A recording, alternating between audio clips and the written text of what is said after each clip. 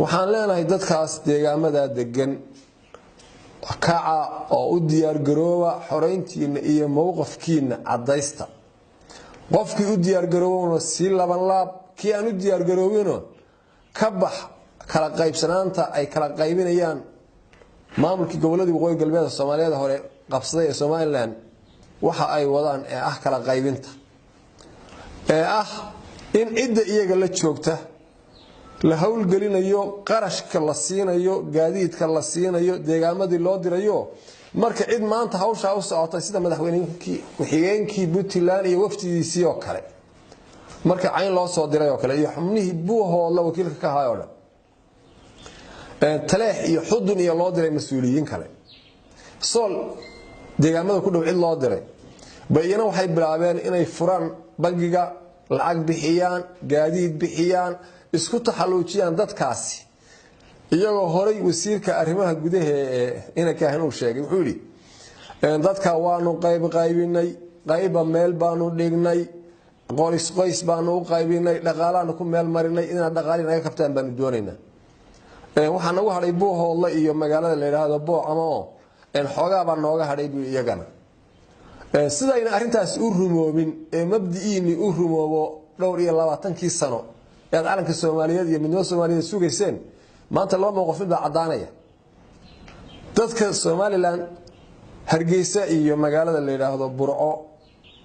iyo Boorame Sool iyo degmooyin midba qayb gobol hoosta wadaba ay ahayn dhulkaas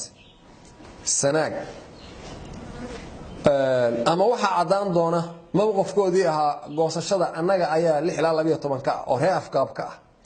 ama waxa cadaan doona dadkii midnimada Soomaaliya doonayay inuu mowqifkooda cadaado ay reer afkaabiyo ka noqdaan midnimada Soomaaliya iyana ay Burco Hargeysa noqdaan afti marka la isugu yimaado iyo degmooyin hoos yimaado waxaan leeyahay mowqifkiinu ha ahaado kii aad ku adkaysanayseen oo maanta ha shaqeey waxaan kaloo ku darayaa markaan nahay buuhoodle dagaal baa muddo soconayay dagaalkaasi kalshaale meygaagle hagoogane buuhoodle sool joogto iyo meelo badan oo kale u saameeyay dhibaato badan baa ka dhacday dagaalkaasi wuxuu ku bilaabmayna wax la yaqaan ayuu ahaa mid farsamaysan buu ahaa shaxba la diyaariyay shaxdii la diyaariyay waxay ahayd sidee aynu nimanka waa qabsan karaynaa oo dhulka waa qaban karaynaa ka maamul ahaan bareeri kari maynee qaabkee baynu u wajahnaa buu shaxdii la diyaariyay reer qorlugud oo Salaaman Galu weyn yahay waxay diyaariyeen shaxday lagu sameeyay magaalada la yiraahdo tuuladii balliga loo oran jiray kalshaale oo waraaqihiisii la helay xilliga dagaalku ka dhacay oo nidaamkii u sameysnaa la garanayo baa baraag laga qoday dilkii wiilka ku xigay dagaalkii meesha ku xigay kalshaale ka dhacay shareecaynu isla galeen wada ogeydeen way isugu yimaadeen isimo iyo maamul iyo cid kasta isimo kale Puntland ka socdaan way yimaadeen oo xogagaal noqonay arintii shareecadu waa la garnaqsaday markii la garnaqsadayna waxa la yiri kuma dhawaaqi kartaan hadaatiin culimada ilaa anaga aad noo sheegtaan afti naga heshaan sharciga dastuur buu isbeddelay waxay noqotay wadadaga wixii ka dhacayna waa looga dagaal soo noqnoqday oo qolo waliba sidii ay qabtay si aan hayn ugu kulmay baa ka dhacay waxay qabeen 24 saac in buuhooda iyo agagaarka lagu wareegayo inaga lafteena waxaan qabnay war waa maamul xoogaystayo isku jirin mayno dhibaatadii waxay fadhiisay deegaankii waxay noqotay Somaliland maamulka ahayd ee doonaysay aqoonsi inay noqoto qolaha habar jecel u heelisa maamul habar jecel u dagaalamaya gaar ahaan suulamada u dagaalamaya oo inta xadhan iyo u dhaxeeyo horfadhi doonay inuu iyaga u dhaciyo wixii ka dhacayna waa looga waxaa nasiib darro ah iyadoo dar Ilaahay xabadu laga joogtiyay aynu ogeyn sida xaaladdu soo martay iyo dhibaatadii meesha ka dhacday oo wax heshiisa oo xisaabtana aan la gelin kii ugu dambeeyay la isugu teena oo ah Coodanle kii Coodanle 160 dhaawac iyo dhimasho la tagnay wax garadkeenu waday liis magacyada baa la waday oo islaam baynu nahay inagu waxba meena qarsanayn wixiina gaaray baraka iyo baynu tirsanaynay oo magaalooyinka inima inta la haystay qabiil loo hayay iyadoo maamul ay yihiin waxa habar jecla tiri anagu wixii gaadaha baan xisaab idin hayna inuu kala dhintay wixii kala maamul baa idin dilay inaga lafteena rag markay xisaabteen waxay yiraahdeen wardeen niman inta dagaalamayeen nimankii 24 saac dawladda haddii aynu noqono niman habar jecla la dagaalamay inaga wax yeelaan ugu tahay rageen aan maamulkii inala dagaalanaya tignikada wati baana ugu qornaado waxa la sugayay xisaabtankeedii waqtigeeda ama adduunka ka ogaado oo halala kaashado ama geeska Afrika halala kaashado ama dawlad federaal halala kaashado ama maamul iska eliyaha loo samaysto xisaab baynu eegin dhacdooyinkii soo dhacay ee dadka inta la kuna dhintay kuna dhaawacay kuna barakacay ee aynu ognahay baa waxa la gaarsiiyay hadeerto qof doonaya kursi iyo koox doonaya maalin tacab doonaysa maalin tacab iyo qof gaari doonaya in loo soo kaxeeyo kuwii maalintii hore la diiday yiri kani waa qabiil oo ka shaar ilaalin maayo oo kuma kalsooni markii dagaalku dhacayna ee laga bursadayna meydkood intaynu urureen inagu aasnay si wanaagsan culimadii ugu bandhignay la aasiyay maalintii 3 nin oo meyd u yimaadeen laba nin oo meyd u yimaadeen yiri la aasi maayo maxay arintaas nimankay garanayeen hebel iyo hebel sidoo kale ay garanayeen taasaana keentay inay yiraahdaan waa garanaynayo laba aasiba maayo culimadeenna way isxilqaantay dhaqaalay bixiyeen qoornugud bay u direen wadaadadii joogay waxay raadaan meedka aasa qarashkiina waa kaas hawlkii gaarka hays iyadoon ciidankii diiday waxa jiray reer qornugud kuwii shalay marayay ina jarku namaniyo baa diiday ninkan laabtiga hina madooba dheera kuwii sidaas sameeyay sharciana ka hor yimid cadaalad darrana taa u sameeyay baa shalay to inta la soo qaaday baa la yiri BMka loo soo saaro lagu sawiro isku sawir beega u soo saar isku sawir baashan u geli dadka musharaxiinta luqunta loo geliyo abaal buu mutay waxaan xasuustaa mahmaadii la oran jiray 3 nin ee wiilwal hal nin kaliya la hadli kari maaye ninkeen bahada la ku yiraahdo markii qoladiisu ka cabanaysa markaas la qaybsaday hadalkii wuxuu yiri nin wuxuu hayay nin wada odan kari maaye hadalkeen nin ha yiraahdo wiilwal nin ha yiraahdo labada cad nin ha yiraahdo isku meeshid markii labadii hore waajibkoodii gubtay baa ninkii kala saktiyo wuxuu yiri mid ku darso waxa shalay ka dhacday 300 nin biladan ku darsada ka dhacday shalay biladan ku darso gaariga ku darso sharafteeda ku darsa ka dhacday waxana aad iyo aad uga xumahay dadka garab taagan ee kuwii jifada u arintaas saldhiga u aha ugu tirada badnaa ugu qasaaraha badnaa ugu dhagarta badnaa ee taa shalayto wanaaga ka dhiganayay wa tacsibay mudan yihiin oo tacsibeenaya kuwaas tacsibay mudan yihiin oo tacsibeenaya waxaan kaloo raali gelin ka siinayaa dadka Soomaaliyeed dadka reer Buuhoole ururada bulshada culimada haweenka cid kasta oo wax kala garanaysa oo dareenkoodu shalay isbedelay waxaan ogahay oo la ii sheegay niman odayaal meel fadhiya oo markay arkeen arinta wallahi meesha ka kacay baa la ii sheegay meesha intay ka guri galay haysan way arinta wiilka yar ee dhalinyarada maxaa malayn kartaa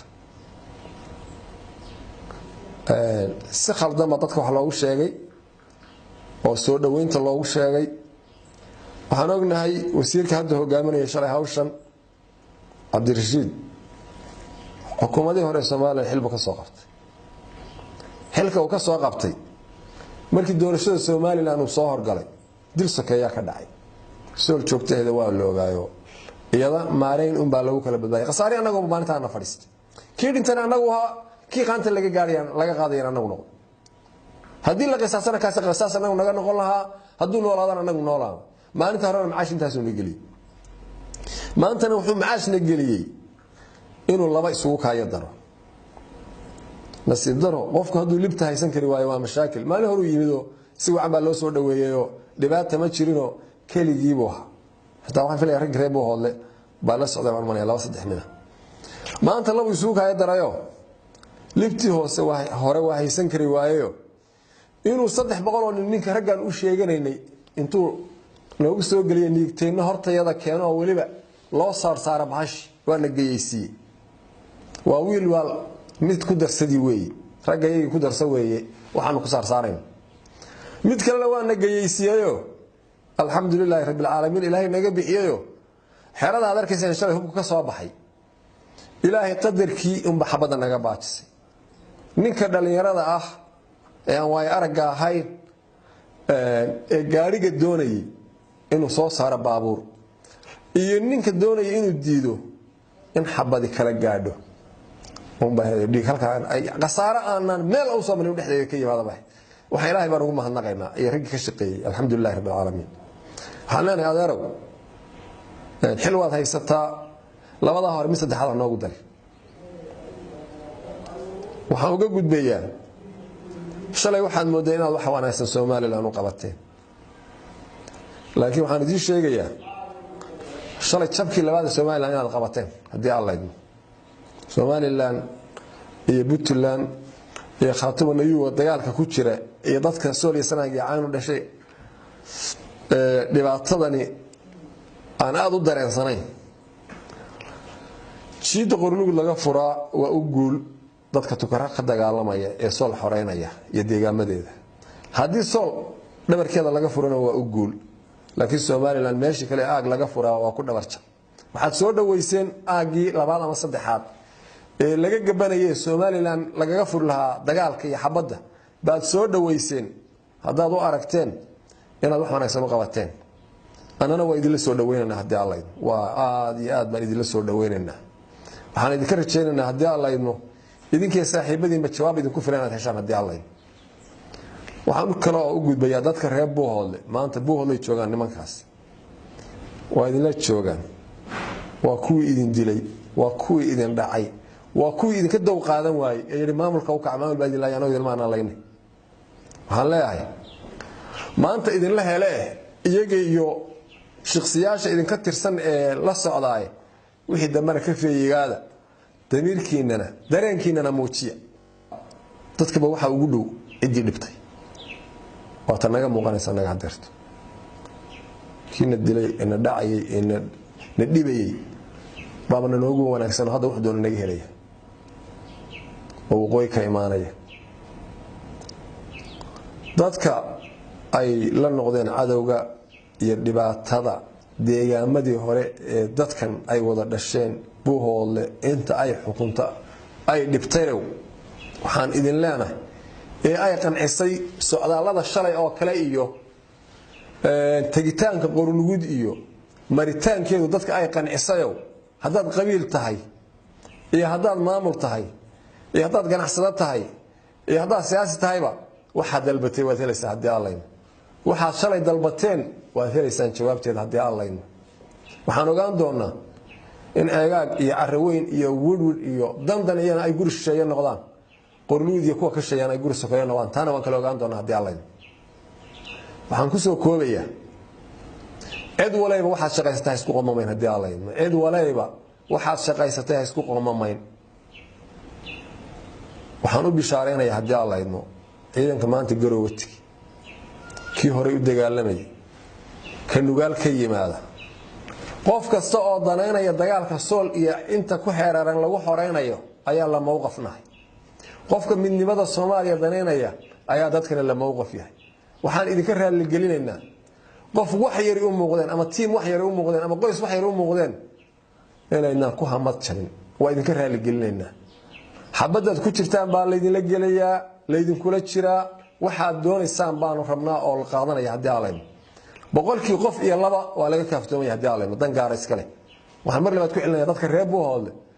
jawaabtii shalayto dareenkeeda ha muujiyeen hana ka hadleen ha ka banaan bixeen laas aanad dhibaatada lagu hayo waxa lagu yiraahdaa habeenkii dhaweyd maalintii dambeysay wixii ka dhacay gabadh baa xitaa in la dhaawiyo loo diido ku dhimatay dhakhtarka jeelka ku dhimatay baa dadka reer Buuhoodle hadal maanta yareen leedantihiin bowda rag maalinba mid banaan taal hadii maalintii hore aynu wax tabanay wax badan baa leeno qabtay adduunna isku dhamaasho lagama helo maanta jaaniskii jiraaye ragii halkan inagula dagaalamayay waa ragga xabaddu ku socoto waxaan idiin soo jeedin lahaa anigu iyo anigaba kuwa xabadda maanta ridaya ee waqooyi ka socda